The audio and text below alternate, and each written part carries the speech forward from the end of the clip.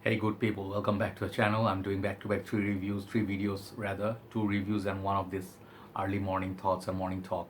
I want to share with you how our lives are changing and observation, what's happening in my country, give a little bit of update on the coronavirus thing. And I understand one thing, they've been removing from YouTube and Facebook a lot of these contents regarding this virus. I think they don't want to cause a panic or something, whatever the agenda is. So I don't want to like title it as coronavirus or anything, but just gonna give you update on my country. I live in Bangladesh, so I do not know what's happening in the rest of the world. Only thing I can rely on is the media or the news. So I always am scared these days. Of course, you guys know this is no joke. You guys are in the same situation. Previously, what used to happen is we would see some country like some African country getting affected by Ebola, or some countries they have some terrorist activities, but those things wouldn't spread to our part. We would be like watching, we feel like bad, but we would never really face it. Like like if you do not have flood system, like flood issue, or let's say lava or something like earthquake, a tsunami, we do not know what hit us, unless we see death from close. We do not know what panic is. So I think the whole thing, nobody actually imagined it would come to this magnitude, and it will have such great impact on whole human race, like humankind as like a whole. It's not recognizing any borders, it's not recognizing any sort of religion, and we are just like worried about shit because we do not know. If we have fever, we can take paracetamols. If we have cough, we can have usually cough syrup, or if we have flu, we can have antibiotics. But what do we do with a new disease? People, scientists, they're working so hard day and night trying to find a cure for it. Doctors are working day and night. They're also sacrificing their lives. Police, fire brigades, everybody's working, right? But what's happening in the world right now, you guys know. Of course, you're part of this. You know that people are getting affected, like it's multiplying, from 1 to 10, 10 to 100, 100 to 1000, and we do not know anything for sure. You might think like, oh, that guy is getting affected, oh my god, and you do not know in the process you might get affected too. And there, you won't be able to tell for 14 days up to sometimes. So it's a very scary situation. Shopping malls, I think they was a panic and everybody bought everything. And US and Australia, they went for the, I don't know, the the toilet paper. I don't really know what's the correlation between the two. I still cannot figure it out.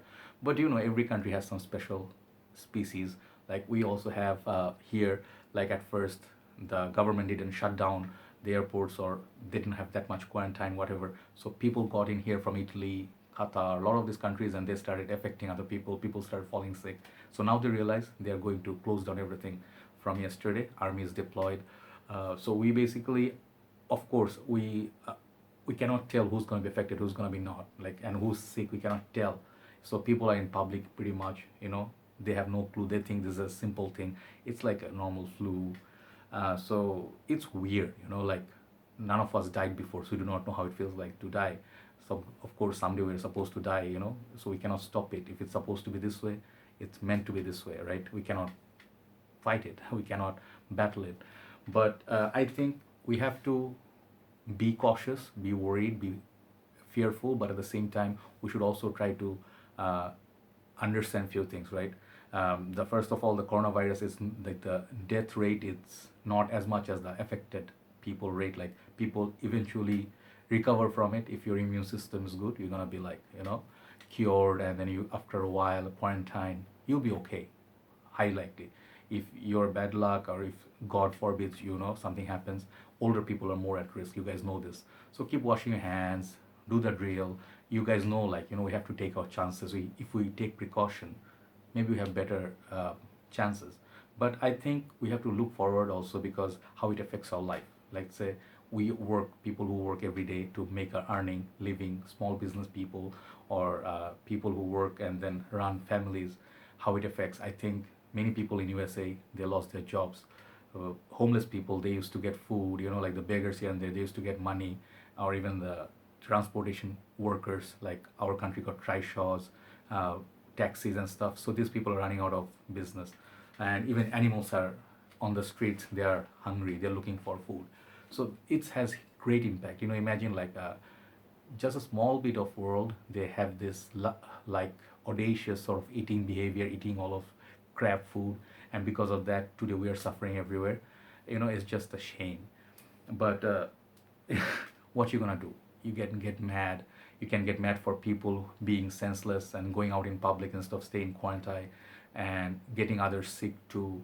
But people, like our country, what happens, our country is like, maybe we do not have so much money or wealth, right? So there are a lot of people who are rich, but it's a very small amount of the society. So some of the people are insanely rich, some of them are in corruption, they steal or they take loans and they go bankrupt and they're like blacklisted. But there are other side, there are a lot of people who are poor, they live on the streets, they're like lower income people, middle class. These people really work hard and struggle to make a living. So we really constantly, we're in that middle class, like maybe upper middle class, but we are always constantly worry about earning a living. What's going to happen if we fall sick? We have to save, we have to have a property or apartment so we can retire and then we can spend the time after our retirement. So all these worries, it's really scary. In the middle, we already have been having a lot of disasters, like a lot of buildings are catching fires, a lot of slums getting fires, and there are cases of bank being stolen, like banks' money has been disappearing, people lost a lot of money. So disaster after disaster. So you also see like war. There's no end to this. So I think from this we have to really understand one thing: how to go through a crisis. We have to keep ourselves entertained, we have to keep ourselves like normal, because it might get like cabin fever or something to you. It might get to you like you start panicking. A lot of people like to go out, socialize. These people are having a hard time working from online. It's like new to them, so people are not getting that activities, right? So I think it's good if the like let's say the quarantine, or let's say the lockdown, if it helps stop, if it cuts the tie between people to people for contaminating, I think it's a good thing. We should sacrifice, and I think if we have enough food at home, we'll be okay. But it will be difficult if the governments don't take care of poor people. They're gonna die either way. So it is a critical situation. Like you get to think a lot about life. The world is taking a break. I saw a news like our Bay of Bengal, like Cox's Bazar or those areas. We have like beach, Long Beach, sea beach, and most of the time it stays dirty because a lot of people go there. They make the place dirty. Nowadays the water is all blue, everything looks clean because there's no people there, and there are dolphins are coming and playing, which is a rare sight. So you think of these other things, and you really think like the earth perhaps is angry, on us because we are making throwing plastic everywhere, making cutting the trees. We are our greed is taking over. So these things are in my head, and I constantly think, like if I'm gonna die, yeah, it's gonna be scary. I don't want to die. Nobody wants to die and die alone, right? If you have death due to coronavirus, people are not gonna come to you for funeral, and they're not gonna be near you, so you die alone. It's a very scary thought. In our country, what I was telling you is that perhaps we are poor, but people have this great unity and love. Like let's say you fall sick on the street, people come from everywhere and they will still take you to hospital despite knowing there's a risk. So the love for people, it's really incredible. It can be stupid sometimes too, like people are overeager at times. They also get the disease from you. But I think we'll be okay if we can have unity back. I just want to say, apart from coronavirus, I want to talk about some other things. I saw our neighboring country, India. There has been this fight and politics over religion. It's just really hurtful. It's just really painful, because you guys know, like every religion have their own, like things, culture. Some people eat beef, some people eat pork, some people eat different things. But we don't have tolerance for these things. We just, if we are majority, we start to abuse or torture the minority. Even in China, the Muslims are like that. In Palestine, it's happening. So I'm not just saying Muslims only suffer, but Muslims have their faults also. They think like, because of this wrongdoings are only non-Muslims, they are suffering. But it's not true. Even Muslims are suffering. So I think people, it's time for them to wake up, realize this religious, political difference. We should stop. We should stop fighting. If we survive this, next thing we should do is think, move forward, do some better things. Make the world green again.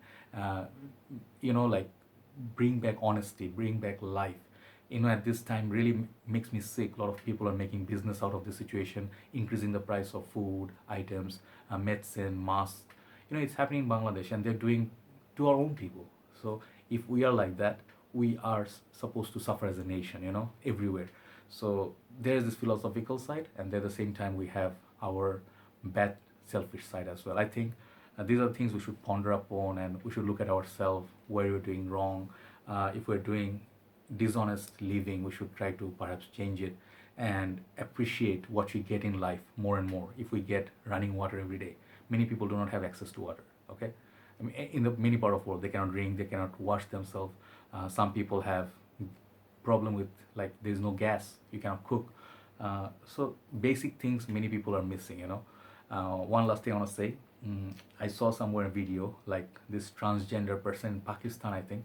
He was saying, like, people are talking about separation, lockdown, quarantine. We are in quarantine for all our lives. People are scared of us, like that transgender person is saying, like, people do not love us. If we see somewhere, people move away from there because of ignorance, because they do not know. They think it's a disease being a transgender person. So ignorance, we have to work on this. We cannot remain as ignorant. Even in states, a lot of ignorant people. I would think, like, UK, there are a lot of ignorant people there. They're not educated, and they think like they know. They do not know. Like our part of the world, a lot of stupid people. Your part, you got a lot of stupid people. They are going to the beach, they're partying. They're like, hey, we're gonna survive this. We don't give a this is ignorance. A lot of people are going to pray in congregation. They don't understand that this is dangerous. Being at mosque won't save you. A hospital, a doctor will save you. God will save you if you're smart, right? So what I'm trying to say is that we have to understand what we're doing wrong, okay? And we have to learn to spend more time. I think we're spending too much time running around for money and trying to always burn ourselves with a lot of work, and we're not organized. We get temper, we get frustrated. Being at home, I think it will give you like some rest, and the world will get some rest. And if I do not know if I'm gonna be here or you're gonna be here, but if we make sure that we work towards being better human beings and try to do better things for the world and unite. I sometimes also think that we deserve this. We deserve natural disaster for what we do to animals, what we do to nature. We often complain, like, hey, how come there's no fresh water? We are running out of fresh water. It's our fault. We are increasing the nature is getting like warmer. Like a lot of pollution, a lot of burning, the smoke is all caused by us. We are the ones who can fix it, right? So perhaps we can slowly realize we should stop being jealous, and if someone is doing some good stuff, we should encourage them, even if which country you are, it doesn't matter. And we should think beyond borders. We shouldn't think of ourselves so much. Like, I know many people here, they never traveled. They think Bangladesh is the world, right? So I think people in states also travel more, learn more, stop this fight, stop the hatred, stop killing people anywhere you are. Do not hate. If you do that, we are never going to be okay. Today we are not okay because of our own selves, right? So let's try. Thanks for watching. Thanks for listening. Be at home. Do some fun things. Watch movies, Netflix, and there are always things that you wanted to do. So maybe clean the house or something. Play with the puppy. So take care, guys, and be good out there. Be disciplined. Follow the rules. What government tells you. Hopefully everything's gonna be okay. We're gonna have normal life, and we'll come out of this sort of like a crisis time. Take care, guys. Good night from Dhaka, Bangladesh. Thanks for watching. Bye bye.